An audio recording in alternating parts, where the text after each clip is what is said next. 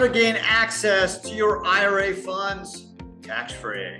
Hey everyone, Adam Bergman here, tax attorney and founder of IRA Financial. On today's Adam Talks, we'll be chatting about the 60-day IRA rule, an underrated rule that gives IRA owners up to 60 days once a year to use their IRA cash or assets for any purpose. So really wanted to spend some time discussing this topic because I've got a lot of emails, inquiries, calls from folks lately just saying, hey, and my rent went up, my mortgage, I need to cover this expense. I own this property personally, the interest rates are up and I now need to cover some extra costs. How do I tap into my retirement accounts without paying tax at 10% penalty? And people just don't realize that the 60-day rule exists, which literally gives you once every 12 months the ability to get access to your funds for any purpose up to 60 days. Okay, so I'm going to go through those rules, talk about if you screw up, what you can do to satisfy the IRS so the 60-day rule doesn't trigger tax and penalty, and then just overall, actually probably just going to start with some IRA distribution basics. So let's get going. Basically, if you have a traditional IRA, you can take the money out of your IRA at any point. If you're under 59.5, you'll have to pay tax and a 10% penalty on what you pull. Once you're over 59.5, just tax. Once you hit 73, you have to take out a little bit each year, approximately 3%. That is known as the required minimum distribution. Roth IRA. You can pull out Roth contributions anytime you want. So if you put in $5K in a Roth IRA, you can pull it out tomorrow tax-free. The earnings on the Roth IRA, you have to wait till you're 59.5, and the Roth IRA must be open for at least 5 years. Once you do that, you will have what's called a qualified Roth distribution, and you can pull those funds out tax-free, literally no tax. Okay, so 59.5 and 5 years. There's no requirement in the distributions for Roth IRAs. In 2023, the max you can put into an IRA or Roth is $6,500, $7,500 if you're over 50. There are some income limitations for Roth IRAs. However, there is a workaround called the backdoor Roth IRA solution, which allows you to make Roth IRA contributions by way of an after-tax IRA conversion, which should be tax-free up to any income limit. So now that you know kind of how the distribution rules work, what are your options if you need to get money out of an IRA? So there's hardships, okay, where if you have educational, medical, you want to buy a first-time home buyer, you can get up to 10K without penalty. The exceptions or the hardship exceptions let you take the money out, but without the 10% penalty. It doesn't save you from paying the tax on the amount you pull out. So if you need to pull out 10K for a first-time home buyer exception, you pull it out, you still have to pay tax on the 10K, you just don't have to pay the 10% early distribution penalty. So it just saves you the 10% for the early distribution penalty.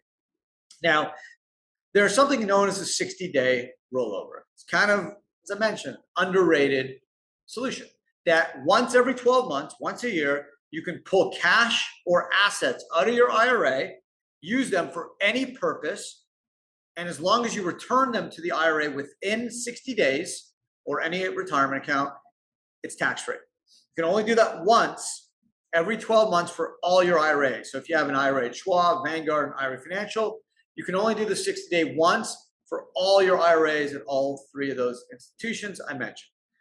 Unlimited as much as you can take out. You're not capped, but you need to return it within 60 days. If you take cash, you need to return cash within 60 days. If you take asset like cryptos or real estate, you got to return that same property, same in-kind asset within 60 days. So if you have a short-term financial squeeze, right? There's a bill that comes due. Things happen in your life, medical, education, whatever it is. You need some cash and you're going to be able to get access to more cash in the next 60 days. It's a really nice solution where you can pull money out without tax or penalty. So it's tax-free, no tax, no 10% penalty, so long as you put that money back within 60 days. Now, I've talked about this before. I dropped a video, a YouTube live video on this already, that there's a nice strategy where, let's say you buy a vacation home, right? Maybe it's a beach home, maybe it's a lake home, maybe it's a ski home, maybe it's a place in Florida, maybe it's a place in the Bahamas, where you can say, okay, once a year, I'm going to take an in-kind distribution of that property, and for 60 days, 2 months, I'll spend the winter there. I'll spend January and February there, or I'll go skiing February and March, or in the summer, I'll use for June and July, or July and August, I'll use that home for vacation purposes with my family. And the other 10 months, it's in the IRA, and I'll rent it out, Airbnb, or I'll find a longer term tenant, I'll rent it out. The rental income will go back to my retirement account without tax. And here I have the best of both worlds. I can use the property personally for 60 days without tax or 10% penalty. And for the other 10 months, the income, the rental income, would go back to my IRA without tax. Maybe it's a crypto thing. Maybe you need access to the cryptos for 60 days. Obviously, cash is cash, right? You got bills and credit cards and mortgages and rent and other stuff that pops up in your life. You got to squeeze. And instead of taking payday loans or taking a taxable distribution, you have 60 days to use those funds for any purpose. And so long as they're returned to a retirement account within 60 days, you're home free. Now, what happens if you screw up, right? What happens if you miss the 60 days? So there's a couple options. You can get an automatic waiver, which I'll talk to you about what that is. You could self-certify, or you can get a private letter ruling, which generally is not an option because you're talking probably about $12,000. Okay, so what's an automatic waiver? Okay, you got to meet all of the following. The financial institution receives the funds before 60 days. You follow the procedures by the financial institution within the 60-day period. Okay, the funds are not deposited within 60 days. The funds are deposited within 1 year, and it would have been valid, but the financial institution screwed up. Okay, so basically, this automatic waiver is if you can show you would have been able to put the money within 60 days, you actually put it in within a year. The only reason it wasn't in there within 60 days, it was the financial institution that screwed up, i.e. they put it in the wrong account, they misplaced your check, wire went into the wrong place, whatever. That will give you an automatic waiver where you can basically satisfy that requirement, and not as hard as you think. If you want to get a private letter ruling, it's going to cost you, as I mentioned, about $12,000. So there's no fee if you want to self-certify, but to self-certify, again, you got to complete a model letter. So you have to follow revenue procedure 2016-47, and you essentially need to satisfy all the requirements. You need to show that one or more of the reasons listed in the model letter, basically death, illness, out of the country, military duty, so on and so forth, is what caused you to miss the 60 days. And you basically have to have never been previously denied this request. And you basically, as soon as you realize you missed the 60 days, usually within 30 days, you've self-corrected. Now, it's not always that easy. Unfortunately, most people that screw up is they just get busy, right? Things happen in their life and they just miss it. But just note that if you can show that there was illness in your family, death in your family, I'll go through some of the others. Your home was damaged, you were in jail, you were stuck in a foreign country, postal error, things like that, you can self-certify and get around it. And just so long as you were able to fix this problem as quick as possible, you'll be home free. Obviously, you want to avoid this stuff, right? The IRS is not that lenient when it comes to missing the 60 days. When are they ever lenient, right? It's not like they're like, we feel bad for you. You screwed up. Just come back in 8 months and give us the money and everything's cool.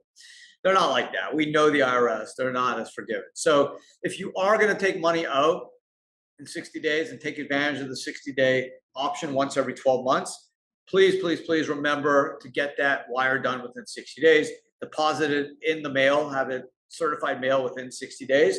You do not want to mess up because it's super tough to self-certify or get an automatic waiver or a private letter ruling. Not easy, not cost effective. But it's a solution that's out there, okay? And just people ignore it. I can't tell you over the last, I've been practicing law 22 years. I've been really focused on IRAs since, oh man, probably 14, 15 years. I can't tell you how many people I've spoken to over the years that are just like, oh no, I should have done the 60-day. I just know, no one told me about it. So I just took a taxable distribution. I really only needed the money for a couple of weeks or a month. I had access to more money. It was just like a squeeze. And I had to get access to this cash to solve this problem. Oh man, I wish I knew about the 60-day. Now my retirement account's depleted. I have to pay tax, 10% penalty. I owe the IRS all this money. What a mess. So, hey, that's the point of today's podcast, is educate people that, yeah, this 60-day option exists. You can do it in cash. You can do it in property if you want to live in the property, or you can do it with stocks or cryptos or any other asset. Remember, if you take cash, you got to return cash within 60 days. I've had people say, Adam, I took a 60-day rollover and then I bought a home. What do I do? I'm like, you can't bring the home back into the IRA because you took cash out. So you're in some hot water. So remember, if you take real estate out, bring real estate in. Take Bitcoin out, bring Bitcoin in. Take cash out, you bring cash back in. So you can't take cash, buy a home, and put the home back in the IRA within 60 days. It's not going to fly. Okay. Take cash, you got to put cash back within 60 days. So if you're a client of IRA Financial, before you do this, talk to us, right? We can give you some tips. Make sure you understand the rules, make sure you understand the risks so that you don't violate the 60-day. But it is a very powerful tool that I've seen it work remarkably for many, many, many people, and probably could for many more if they were aware of this option. So once every 12 months for all your IRAs in the aggregate, 60 days, that's it. But again, for the home strategy, which I love, I feel like I definitely am the only one that's ever thought about this. I've written a blog about it. As I mentioned, I did a live on this. Like, I know for me, like, I would love, this is something I'm totally going to do. There's an area I just love to summer in. It's like I can Airbnb it for 10 months and then spend 2 months there with my family in the summer. That's like all I want anyways, right? Like, I don't want to spend more time in there. That's kind of the season. So I'm cool with just renting it out 10 months and using it for 2. That's ideal. It's in my IRA. If I can do it in a Roth, once I'm over 59 and a half, I could just literally take it tax-free if I want it, or I could just kind of keep doing the same thing every year. So I think it's brilliant personally. Obviously, if you need it for more than 60 days, it's not going to work, but skiing or, beach house or like a winter home, or if you live in the Midwest or the East Coast, and you can be in Florida for 2 months in a home, let's say from like January 1st to end of February or March 1st, like that's pretty good. And then just rent it out the rest of the year. So a lot of cool stuff you can do, and just wanted to kind of tip people off that it's out there and it's available for use if you need it. So thank you for spending some time today. Hope you guys enjoyed today's podcast. A weekly podcast drops every Wednesday. If you're watching on YouTube, thumbs up. Really appreciate it. You probably see my Knicks jersey. I'm super pumped. It's been 10 years since the Knicks won a playoff series. So it's been really fun the last couple of weeks for me, because it's been really tough being a Knicks fan for so long. So, we'll take it what we get. So looking forward to hopefully a long playoff run. It's been hard because my kids are Miami Heat fans actually, and I'm a huge Knicks fan. So we'll kind of divided house. We're still talking, but it's been a lot of fun watching the game. So have an amazing rest of your day. Thanks for spending some time with me, and take care.